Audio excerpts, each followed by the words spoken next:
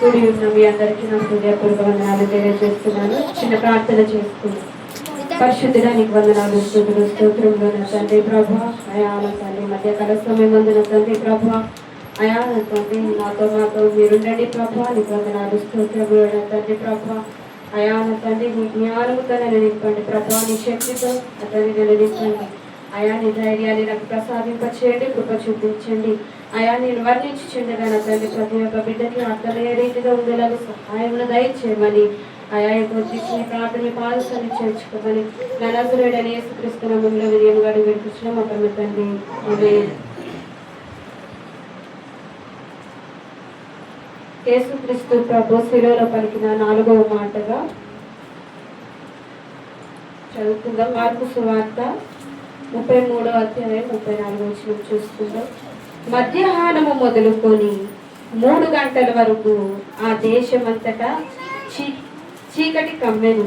3 గంటలకు యేసు ఏలోయి ఏలోయి లామా సబక్తాని బిగ్గరగా కేక వేశారు. ఆ మాటకు నా దేవా నా దేవా నన్ను ఎందుకు చేయి విడిచితివి అని అర్థము.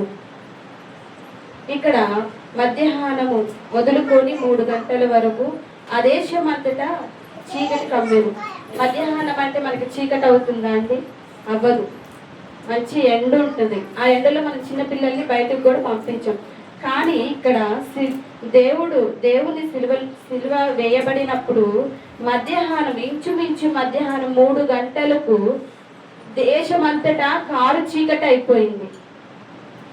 అయితే ఇక్కడ 34వ వచనంలో దేవుడు ఏమంటున్నాడంటే,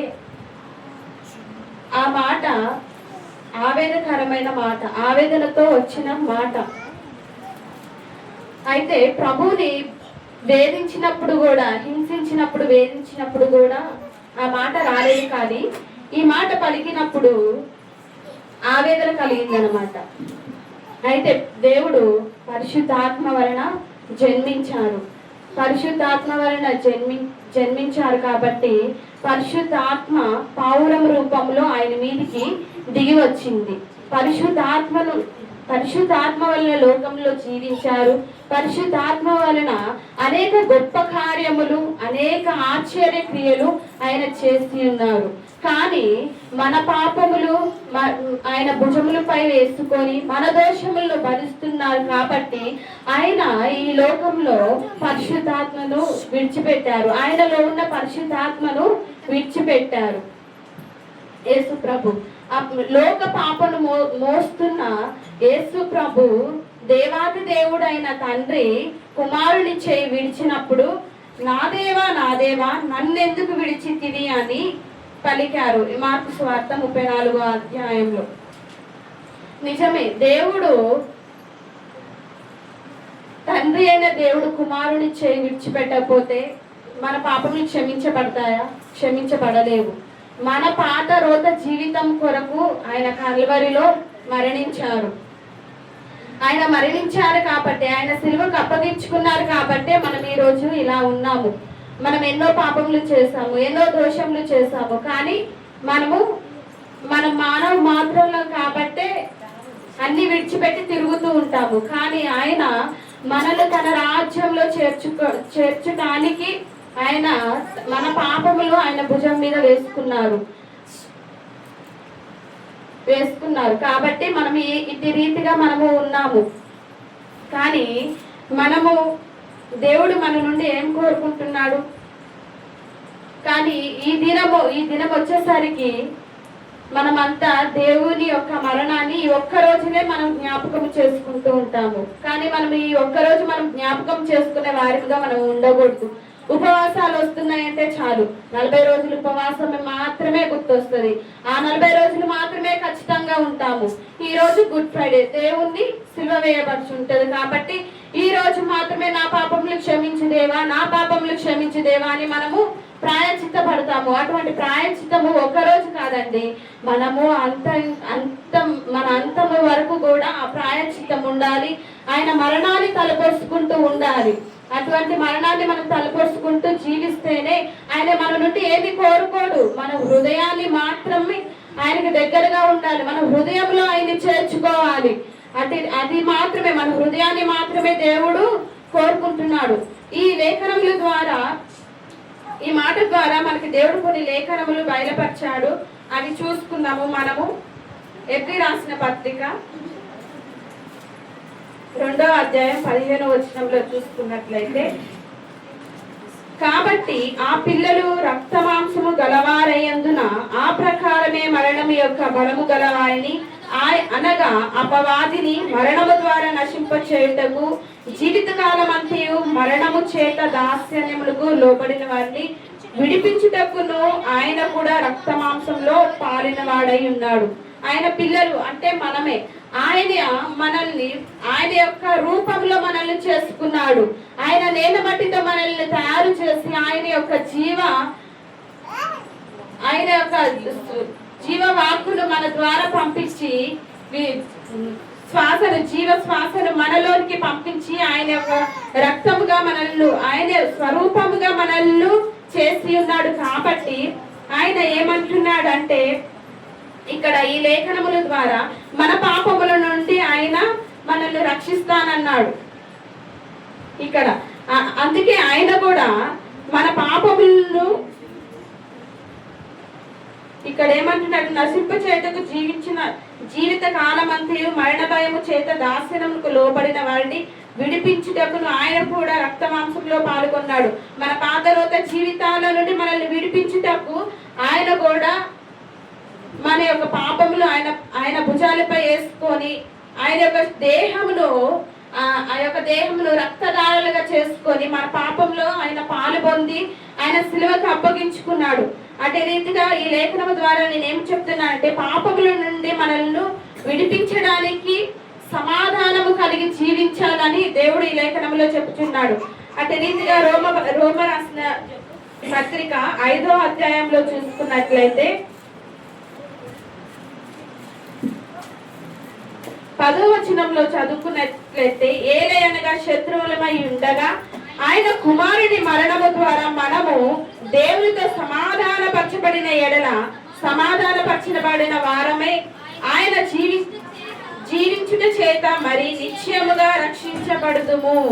ఇక్కడ శత్రువులమై ఉండగా, ఏలయనగా శత్రువులమై ఉండగా, ఇక్కడ దేవుడు ఏమంటున్నాడంటే, మనల్ని మన శత్రువులే గాని మిత్రులే గాని మనము ప్రేమించే వారిగా ఉండాలి.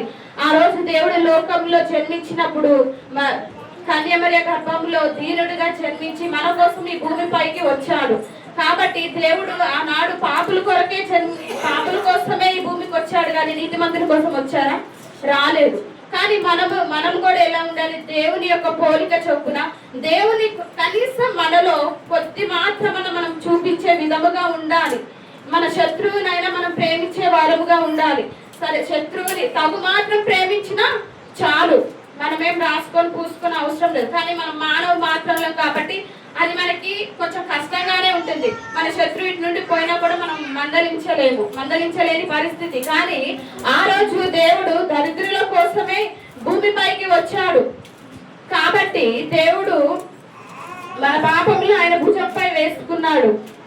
కానీ మనం కూడా దేవుడు ఎలా నడిచాడో లోకంలో అతి రీతిగా మనం కూడా నడవాలి. మన పాపం మన శత్రువులనే కానీ మనల్ని చీదరించుకునే వారిని కానీ మనము ప్రేమించే వారిగా ఉండాలి, ఒకరిని ఆదరించే వారిగా ఉండాలి, అట్టి రీతిగా ఉండాలి. ఈ లేఖనముల ద్వారా దేవుడు ఏమంటున్నాడంటే, మనల్ని ఉగ్రత నుండి శత్రువులమై ఉండగా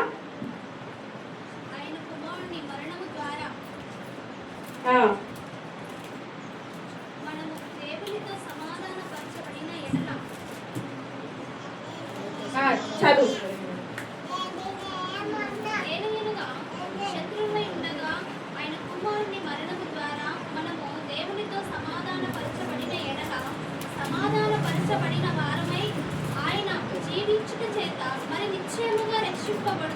ఓకే, చాలు. ఇక్కడ దేవుడు ఏమంటున్నాడంటే 10వ అధ్యాయంలో మన శత్రుత్వం అంటే మన శత్రుత్వంను పోగొట్టడానికి ఆయన ఈ భూమి మీదకి వచ్చి ఉన్నాడు. అదే రోమా పత్రిక 5వ అధ్యాయం 9వ వచనంలో చూసుకున్నట్లయితే, కాబట్టి ఆయన రక్తమాంసము వలన ఇప్పుడు నీతిమంతులుగా తీర్చబడి మరింత నిశ్చయముగా ఆయన ద్వారా ఉగ్రత నుండి రక్షింపబడుదుము. ఇక్కడ దేవుడు ఏమంటున్నాడంటే నీతిమంతులుగా ఆయన ద్వారా, కాబట్టి ఆయన రక్తము వలన ఇప్పుడు నీతిమంతులుగా తీర్చబడి, మనం అందరం ఎలా ఉండాలి? నీతిమంతులుగా తీర్చబడాలి. ఆయన రక్తంలో కడగబడి ఉండాలి. అటు రీతిగా మనము నీతిమంతులుగా ఎంచబడతాము. ఆయన రక్తంలో కడగబడకుండా మనము సన్నిధానము కొద్ది ఆయన యొక్క రక్తంలో కడగబడకుండా ఆయన సన్నిధానంకు మనం వస్తే నీతిమంతులుగా ఎంచబడతామా? మనం ఎన్నో పుణ్యాలు ఎన్నో కార్యాలు చేసినప్పుడు కూడా ఆయన రాజ్యం మనం చేరగలుగుతామా? చేరలేము. కానీ ఆయన యొక్క రక్తంలో కడగబడాలి. కాబట్టి ఆయన మనల్ని నీతిమంతులుగా తీరుస్తాడంట.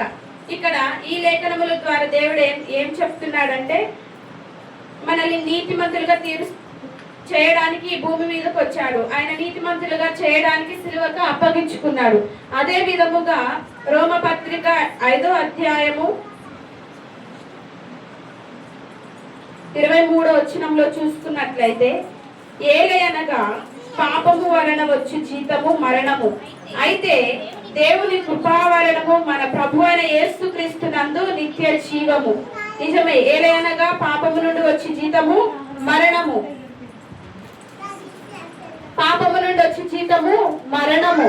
నిజమే, మనము పాపంతో చేసిన ఏదైనా కూడా అది మనకి మరణమే. పాపపు లోకంలో తిరుగుతున్నప్పుడు దేవుని తెలుసుకోకుండా మన పాపంలో మునిగిపోయి ఉంటే ఒకనొక దినంలో మనం చనిపోతే మనం ఎక్కడికి వెళ్తామండి? నిత్య నరకాగ్నిలోనికి వెళ్ళిపోతాము. పాపపు సొమ్ము కూడా అది కూడా పాపమే, మనల్ని నిత్య నరకానికి కూడా చేరుస్తుంది. అందుకే ఇక్కడ ఏమంటున్నట్టు దేవుని కృపావరణము మనకు ప్రభు అయిన యేసుక్రీస్తు నందు మాత్రమే నిత్య జీవము. ఇక్కడ దేవుడు ఈ లేఖనము ద్వారా ఏమంటున్నాడంటే మనకి నిత్య జీవము ఇవ్వడానికి ఆయన శిలువకు అప్పగించుకున్నాడు. ఇక్కడ అసలు దేవుడు ఏమంటున్నాడంటే, దేవుడు అసలు ఈ మాట ద్వారా ఏం పలుకుచున్నాడంటే, ఎందుకు దేవుడు యేసు చేయి విడిచాడు అంటే, ఈ లేఖనముల ద్వారా, నేను చెప్పిన లేఖనముల ద్వారా, ఫస్ట్ ఎబ్రీ రాసిన పత్రిక 2:5-15 వచనంలో మన పాపముల నుండి మనల్ని విడిపించడానికి, రెండవది మన శత్రుత్వం పోగొట్టడానికి, మూడవది ఉగ్రత నుండి రక్షించడానికి, మనల్ని నీతిమంతులుగా చేయడానికి, మనకు నిత్య జీవము ఇవ్వడానికి మాత్రమే ఆయన శిలువకు అప్పగించుకున్నాడు. ఇవన్నీ మన జీవితంలో ఉన్నాయి కాబట్టి ఆయన మరణానికి అప్పగించుకున్నాడు. అందుకే తండ్రి కుమారుని చేయి విడిచిపెట్టాడు. తండ్రి కుమారుని చేయి విడిచిపెట్టకపోతే ఇవన్నీ మన జీవితంలో జరిగేటివి కావు. మనం ఏ పాటి వారం అయ్యేటోళ్ళము, ఈ పాటికి భూమి కూడా అంతరించిపోయి ఉండేదేమో నాకు తెలిసి. కాబట్టి తండ్రి చేయి విడిచాడు కాబట్టి ఆయన పరిశుద్ధులుగా భూమి మీదకు వచ్చి మన పాత జీవితాలను ఆయన భరిస్తూ 39 కొరడా దెబ్బలు తింటూ ఆయన శిలువకు అప్పగించుకున్నాడు. కానీ దేవుడు మన నుండి ఏమి కోరుకుంటున్నాడంటే ఆయనని మన హృదయంలో మాత్రము చేర్చుకొని మన హృదయాన్ని ఆయనకి చోటు ఇవ్వాలని కోరుకుంటున్నాను. ఈ కొద్ది మాటలు దేవుడు దీవించును గాక. ఆమేన్.